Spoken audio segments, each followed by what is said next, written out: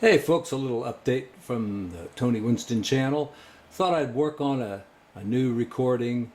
I don't know whether to call it an album or a CD or whatever, but I'm going to work on probably about 8 songs and release them. We're looking at a Apple G4 computer running OS 9. This is my computer in my studio from about 1999, maybe the year 2000, and I've got Digital Performer running on it. This is a Digital Performer 3, and I just bought a new Apple computer and new Digital Performer 10. But I just like the old colorful version here, and I really know how to work this one, even though this studio has basically been sitting here unused for about 15 years. So let me show you around a little bit. There's not much to it. It's a room where I just keep all my junk, a lot of old artwork. I used to kind of be an art dealer. And what else I got in here? Nothing much. Let me show you the stuff. I've got a Kurzweil that gives me some nice orchestral sounds. I've got the Yamaha ES in a rack, Motif ES. It's got some nice sounds that the newer Yamahas don't have. Got a few rack mount things here.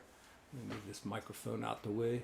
The Korg M1, and this is the extended version. It's got some extra sounds built into it, and some Roland thing that I don't hardly ever use, and a Roland drum machine, which I hardly ever use, and some Tannoy monitors. Everybody needs a cassette deck. And then this is nice. This O2R, it's a Yamaha O2R mixing board. It's got the flying faders on it there. And this thing over here gives me some clock signals, and it has to run through this ADAT, so I never use that stuff at all anymore.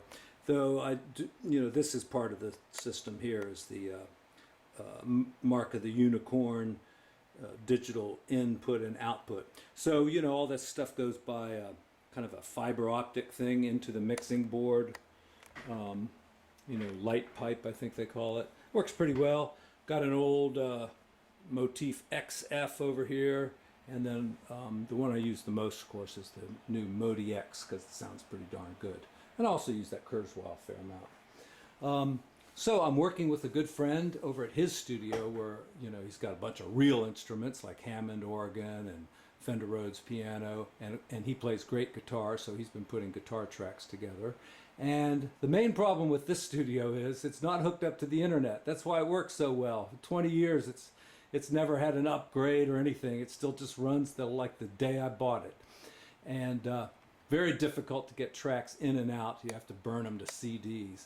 But now I've got a way. I bought a new little laptop by Apple, so I can access this hard drive, Firewire hard drive, and I think doing that I can fly tracks in and out of this studio, because this will probably be where I do the final work on the project.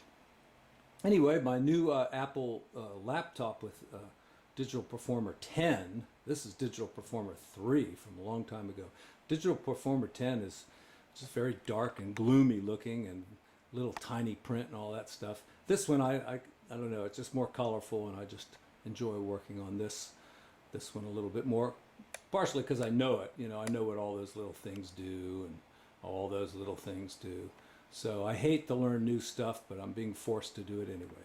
All right, just thought you all might be interested in that, and let's see if I can. Do I have anything to listen to? I was a highwayman. Along the coach roads I did ride. Sword of the snow by my side.